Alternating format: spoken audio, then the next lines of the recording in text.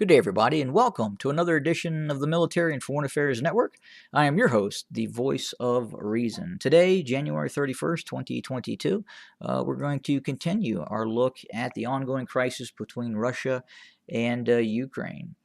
And I guess at this point, what is keeping Putin, the Kremlin, the Russian Federation, the Russian army from invading Ukraine at this point?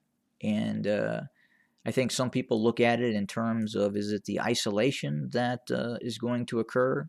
Is it going to be the economic situation, the economic pressure that could occur in the form of sanctions if the Russian army crosses over into Ukraine, however that manifests itself?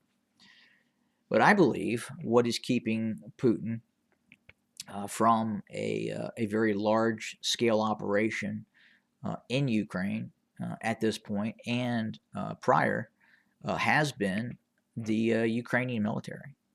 Again, if you listen to Western media outlets, depending on who you listen to, the operation by the Russians into Ukraine could be a very, very easy one indeed.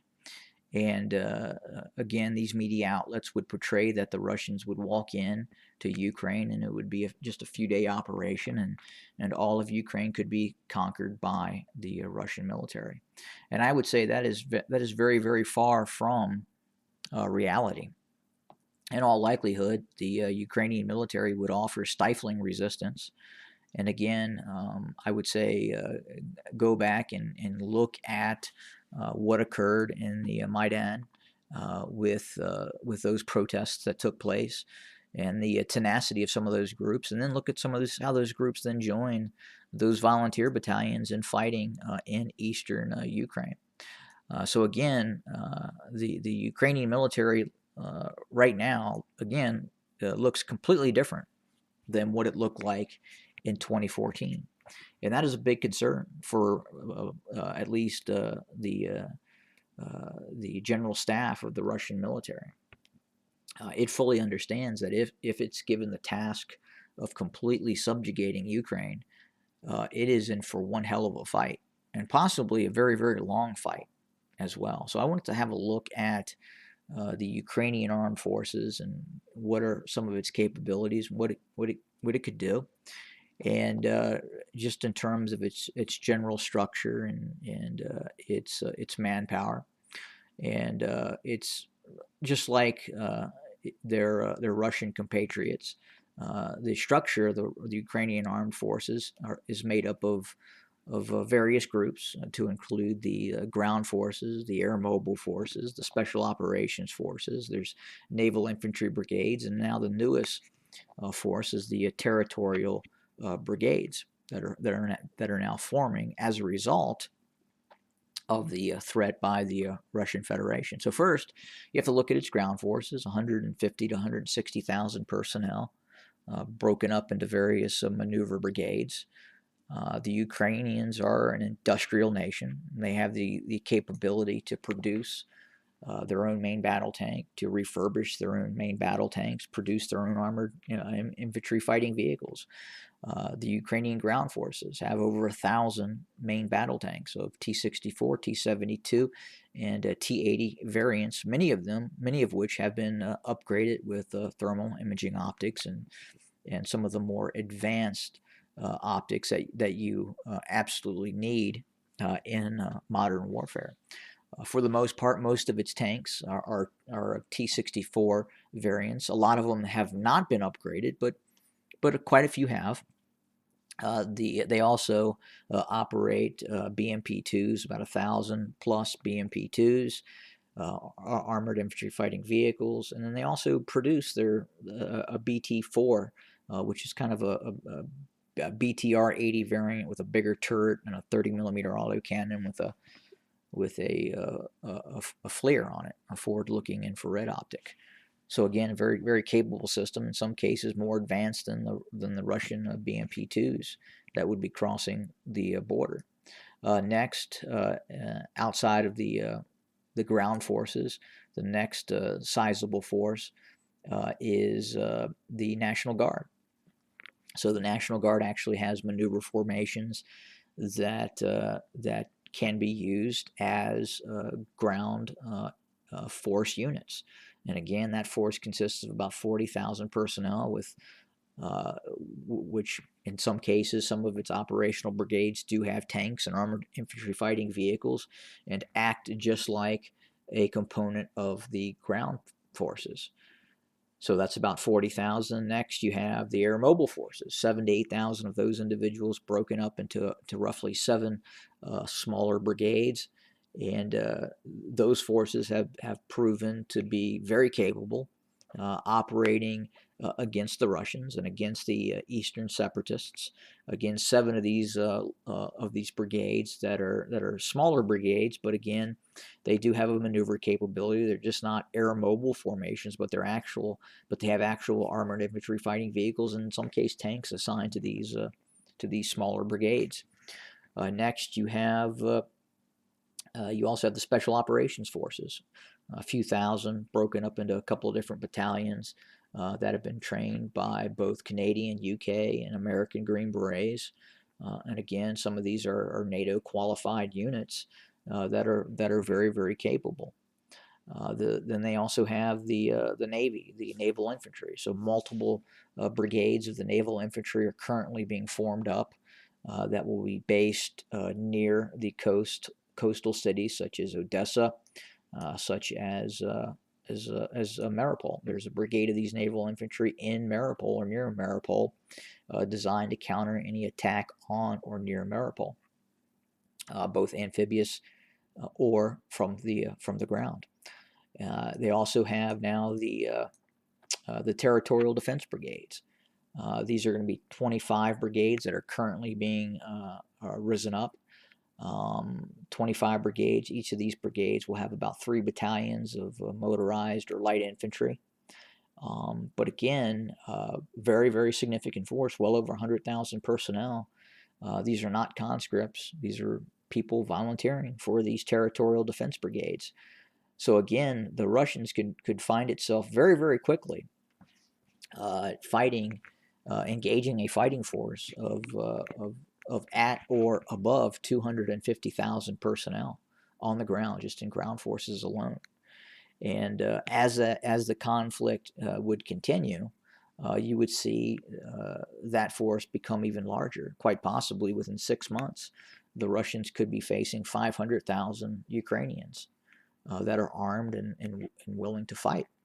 And that is a sizable force for any nation state to try to overcome. And obviously, some of these territorial brigades are going to be destroyed outright if and when the conflict occurs between the Russians. Some of these volunteer brigades will be destroyed outright and will probably not exist within a day or two after the conflict. But at the same time, some of these brigades are going to survive. They're going to learn very quickly, and they'll increase in capability and capacity. And again, as that time wears on, and as these civilian soldiers basically learn to fight on the job, so to speak, they're going to get better, and it's going to become more difficult for the Russians as time goes on. But that's what right now I believe the Russian General Staff and Vladimir Putin is thinking about. Just how difficult would this operation indeed be? I think on one hand, you hear from some media outlets that this would just be a few-day operation, and then it's over with, and the Russians occupy Ukraine. That's not going to be the case. I mean, this is going to be a long, drawn-out, and bloody affair. Really, no matter what the Russians do.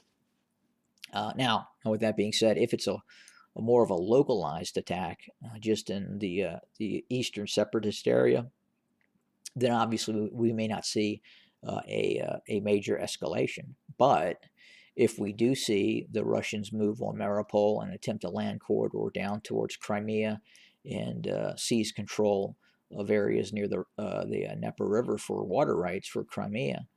That's going to be a very, very costly affair indeed. It's going to be tough. It's not going to be easy. There's going to be areas where you see intense urban fighting, and then if you see the Russians move on Kharkiv, it gets worse from there.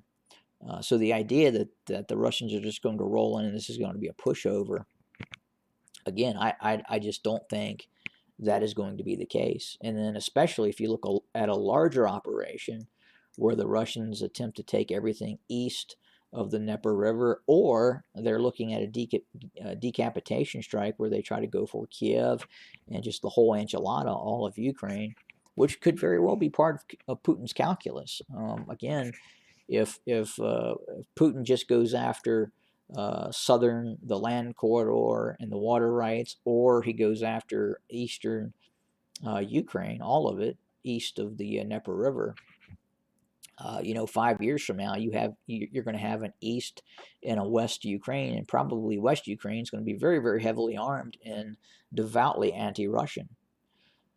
So is that his 5-year calculus? Is he thinking, okay, well, I can live with that? And I would say probably not. I would say probably in Putin's mind, he would like it all, and then he doesn't have to deal with it, and he cements his legacy, and that's that. But doing that, taking either all of eastern Ukraine or all of Ukraine, is going to be a brutal, brutal effort. It is not going to be pretty, and it is going to be bloody, costly, and it is going to take some time. And I think that is what is keeping Putin from crossing that border right now.